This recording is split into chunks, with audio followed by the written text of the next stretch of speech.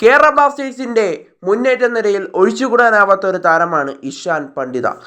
ആദ്യം FC ഗോവയിലാണ് അദ്ദേഹം ISLൽ പന്ത് തട്ടാനായി എത്തുന്നത്. അവിടെ സൂപ്പർ സബ് എന്നറിയപ്പെട്ട ഇഷാൻ പണ്ഡിത മികച്ച പ്രകടനം അവിടെ നടത്തി. FC ഗോവയ്ക്ക് വേണ്ടി മുംബൈ സിറ്റിക്കെതിരെയുള്ള ഒരു മത്സരത്തിൽ അവസാന 10 മിനിറ്റിൽ ഇറങ്ങി 3 ഗോളുകൾ സ്കോർ ചെയ്ത ഇഷാൻ പണ്ഡിതയെ നമ്മൾ ഒരിക്കലും മറക്കില്ല. അതിനുശേഷം തൊട്ടടുത്ത സീസണിൽ ISL ക്ലബ്ബ് തന്നെയായ ജംഷഡ്പൂർ FCയിലേക്ക് അദ്ദേഹം ചേക്കേറി. ജംഷഡ്പൂരിലും സൂപ്പർ സബ് എന്ന പരിവേഷം അദ്ദേഹം തുടർന്നു. അതിനുശേഷം ISL 10ാം സീസണിൽ ബ്ലാസ്റ്റേഴ്സിന് വേണ്ടി അദ്ദേഹം പന്ത് തട്ടാനായി എത്തുകയാണ്. എന്നാൽ ബ്ലാസ്റ്റേഴ്സിൽ അദ്ദേഹത്തിൻ്റെ പഴയ താളം കണ്ടെത്താൻ ഇഷാൻ പണ്ഡിതയ്ക്ക് സാധിച്ചില്ല.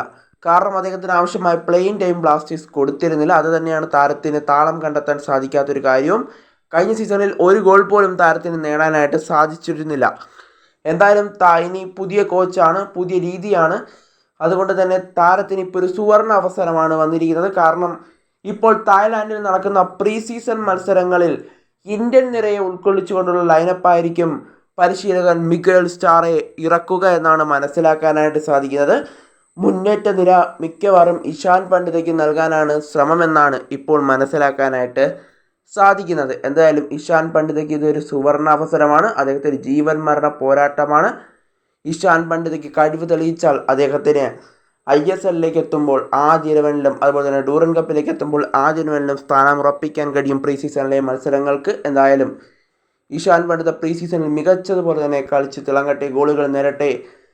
ബ്ലാസ്റ്റേഴ്സിൻ്റെ പുതിയ പരിശീലകൻ്റെ മനസ്സിൽ അദ്ദേഹം ഒരു സ്ഥാനം ഉണ്ടാക്കട്ടെ എന്ന് തന്നെ നമുക്കിപ്പോൾ ആശംസിക്കാം. എന്തായാലും മറ്റൊരു സുനിൽ ഛേത്രി ആവാനായിരിക്കും ഇപ്പോൾ ഇഷാൻ പണ്ഡിത ആഗ്രഹിക്കുക.